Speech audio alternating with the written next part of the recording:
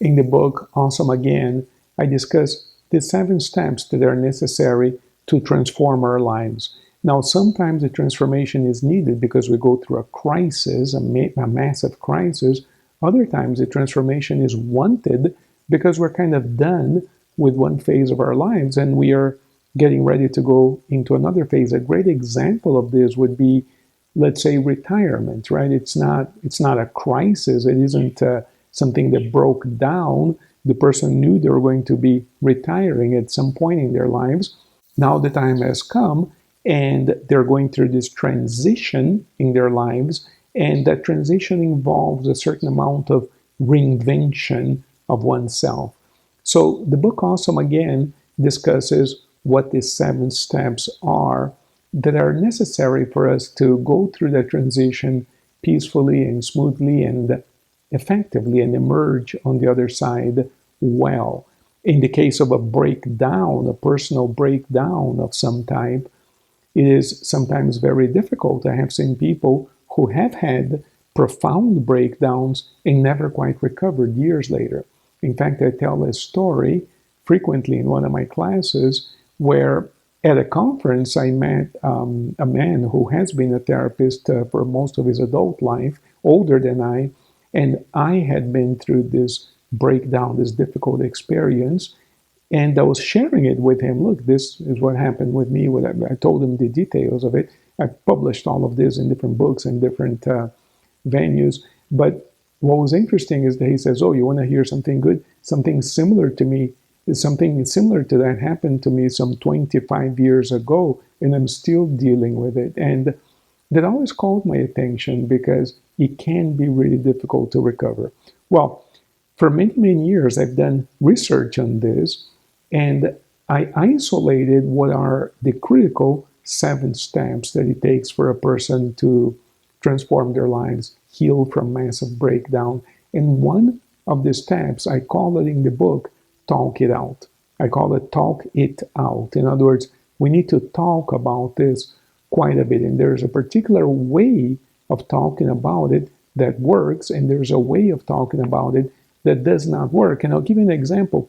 Suppose you do have a breakdown and you feel really bad about something. Let's suppose you lost all of your money and now you're doing really bad and whatever, right? So it's a personal breakdown. Let's just imagine that that has resulted in a serious problem for you. Now you talk about this, let's say, to your partner, and you say it once and twice and 3 times, and eventually they don't want to discuss this anymore because it is the same topic over and over.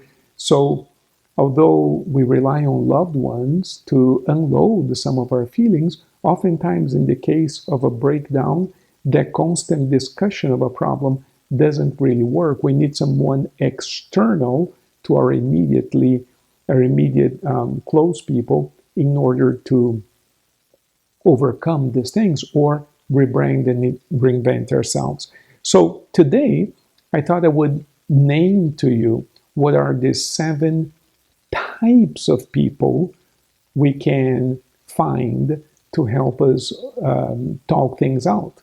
These are the 7 categories of people that we might encounter, seek, and find, and it will help you build a new life. So let's take a look at them. The first one is what I call the part-timer. I have myself certified over 3,000 students in hypnotherapy, many of whom work as hypnotherapists, but on a part-time basis. And this is interesting because it doesn't just occur in the hypnotherapy space. A lot of coaches, a lot of other types of complementary type therapists work on a part-time basis. They have another job full-time to make a living, and they do some type of counseling, some type of coaching on a part-time basis. This does exist, and it can actually be really, really effective because what you're going to encounter with a part-time typically is higher availability. They're typically more flexible in terms of the hours they can see you, typically lower cost, and typically they tend to be really good listeners because they want to learn and so forth. So the part-timer can be an excellent venue for you when it comes time to talk things out. The second venue that we can take is the either self-help or education space, right? You can start taking classes, and a lot of people do this. I was working with a lady just yesterday who told me she became a psychologist. She does not practice psychology, but she got a degree in psychology because she wanted to figure something out about herself. And it's common. A lot of people study and read a whole lot in order to try to figure themselves out. And it is a great option. I am a great advocate of education, self-help. I write books. I promote that idea quite a bit.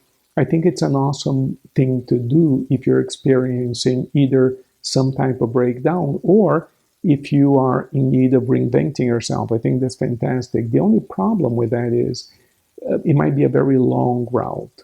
You may have to do a whole lot of reading, and sometimes it is more effective for you because the years of our lives can be, they go by really quickly. And so if you're going to spend years reading a bunch of textbooks just to try to understand something about yourself, it may not be the most effective way to do it, but it is certainly a good thing to do, and certainly something that you can do in parallel with talking with other people. Now, people tell me, yeah, but I'm going to this particular school where we have a lot of interaction with professors and teachers, and that's great. So you are talking things out. But education, as great as it is, will not substitute the process of talking things out therapeutically. So you're still going to need to find people who can actually listen to you differently. Therapists of all modalities. It doesn't matter if you're a psychologist, a psychiatrist, a hypnotist, it doesn't matter. Therapists of all modalities, they listen differently. And you can always tell that these people listen differently because, for instance, when I'm at a social event, it's very common. A person will tell me something and we immediately kind of tune in, we kind of lean in to listen differently. And people always ask me, are you a therapist? Are you a psychiatrist? Are you a psychologist? It's a very common question because we feel the therapists listen differently. So by all means, educate yourself, but find a person you can talk to. Something else, another group of professionals you can seek are the so-called licensed academics. These are typically primarily the psychiatrists who do not do much talk therapy in the United States. Some do, but not as much. Most of them refer that out and prescribe medication.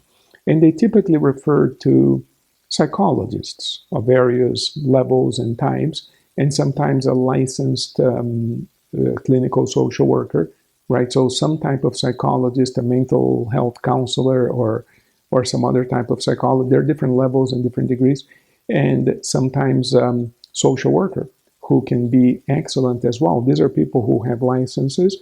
They typically accept insurance on your behalf, right?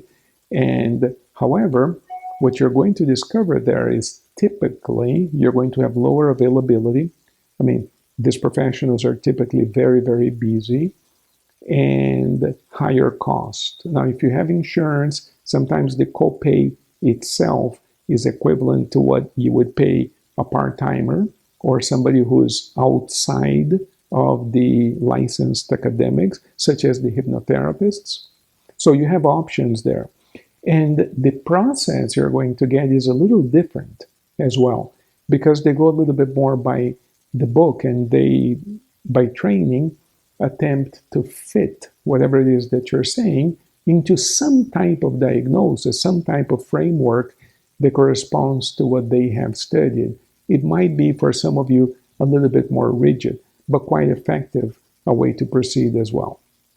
Then you have what I call the guru route, and I do not use the word in this context, guru, in the same way that people perhaps from India or from different persuasions might use that word. I realize it's kind of a sacred word, but I'm using that word intentionally here because you will find, if you do a search on the internet and if you have a particular problem, you will find people who are extremely wealthy, who typically run very large events, And they do promise quite a few solutions to your life's problems.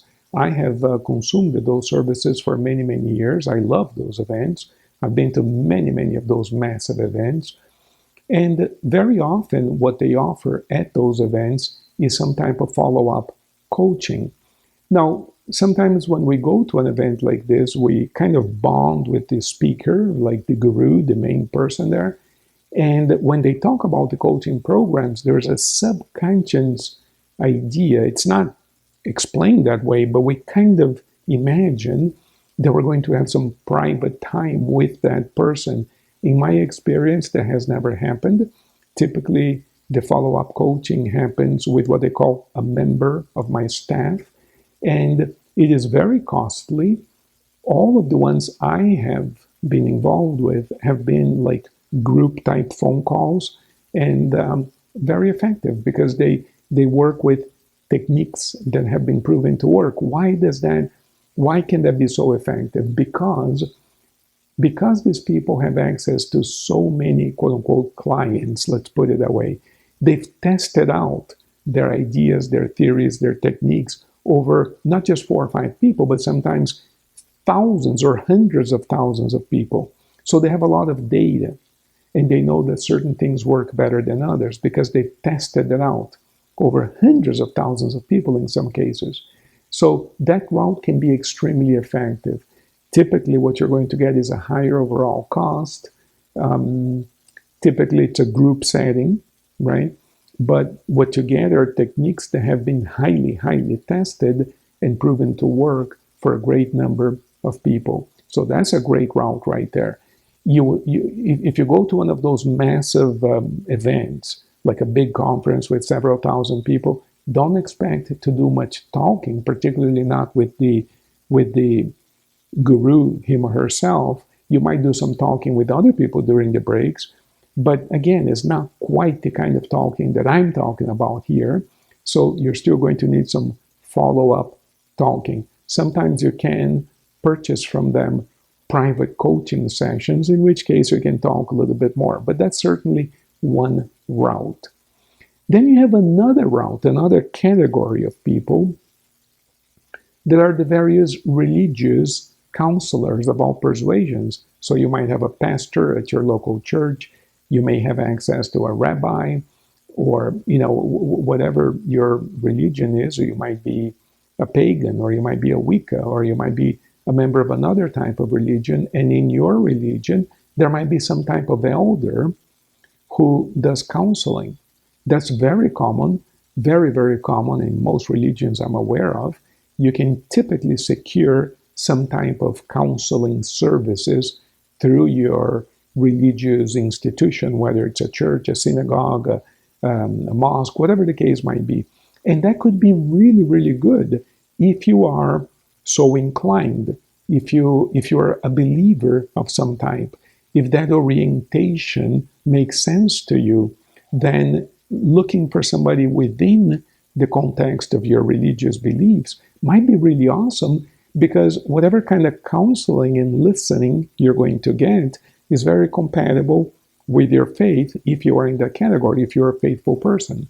So certainly, if you are a person who has some type of belief or belongs to some type of religious institution of any orientation, then I would certainly encourage you to look within your religion or your institution for some type of counselor, because that might be a really, really good option for you as well. One advantage of the various religious counselors in the different orientations, one advantage that you might encounter is that typically you're going to encounter lower cost.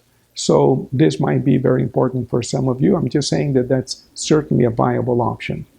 And it is one that we mention directly in the book, in the Awesome Again book. Find a religious leader that you can feel comfortable with and talk with. There's another industry that has become much more popular after the pandemic, the global pandemic, because a lot of people discovered a passion for talking with others, and they became some type of coach. I've been a coach for many years, way before the pandemic, but a lot of people discovered this passion for coaching during the pandemic when they were not going out of their houses and so forth.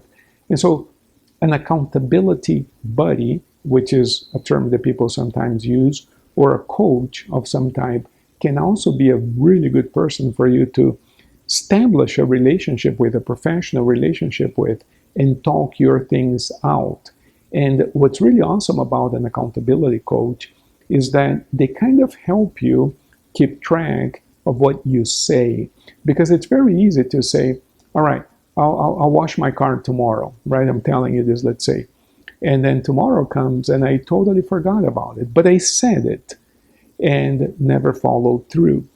What an accountability coach is really good for is they typically write what you say down, and a few days later will ask you, well, did you wash the car? You said you were going to wash it, and did you wash it?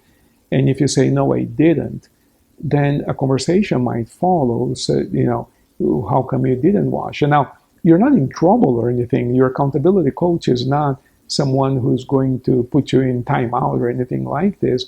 But the conversation about why you would not do something that you said you would do, or why you would say something that you had no intention of doing, you see, that conversation can be fantastically fruitful.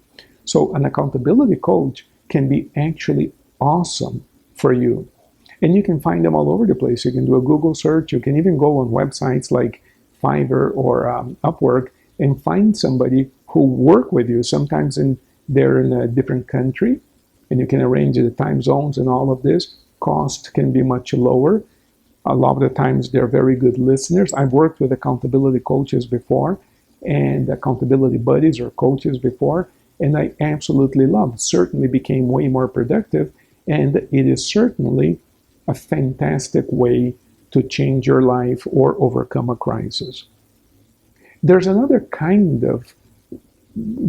group of professionals you can seek out, and those are what I call the committed practitioners. I use that term to distinguish them from the part-timers that I mentioned in the beginning. The committed practitioner is very committed. They follow up with you a lot. They give you a lot of time. They're very available.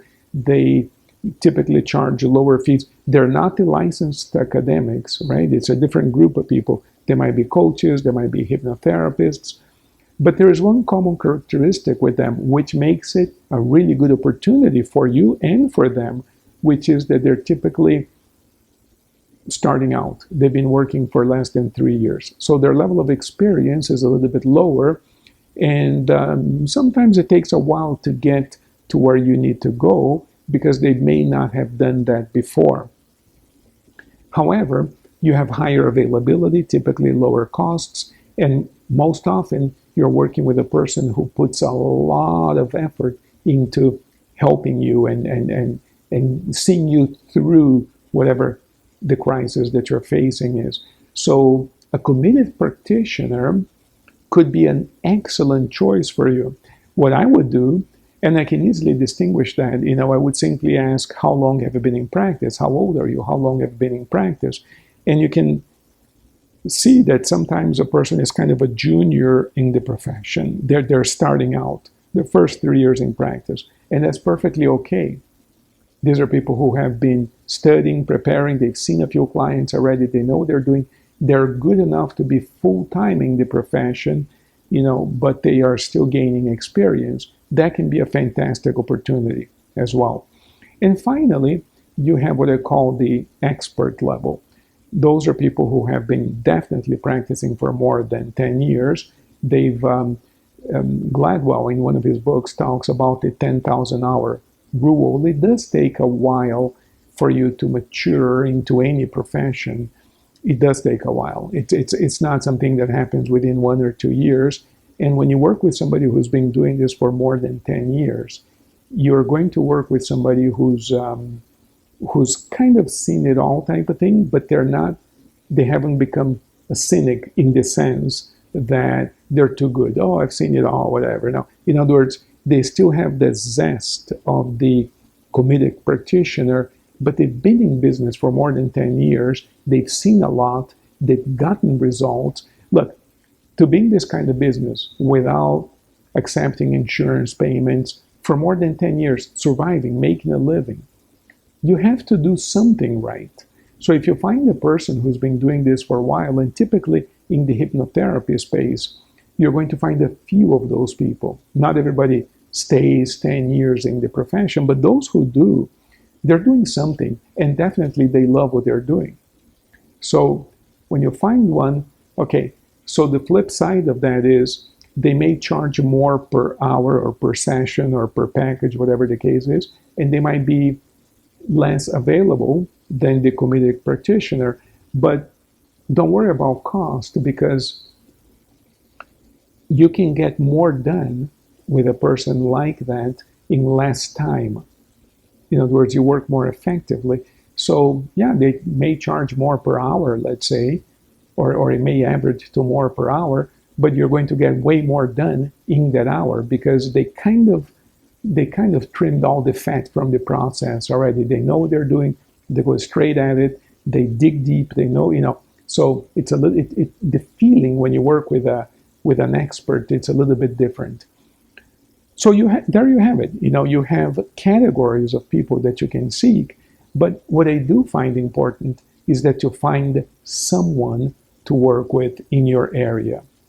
Now, people often ask me, what about the difference between working online versus in person?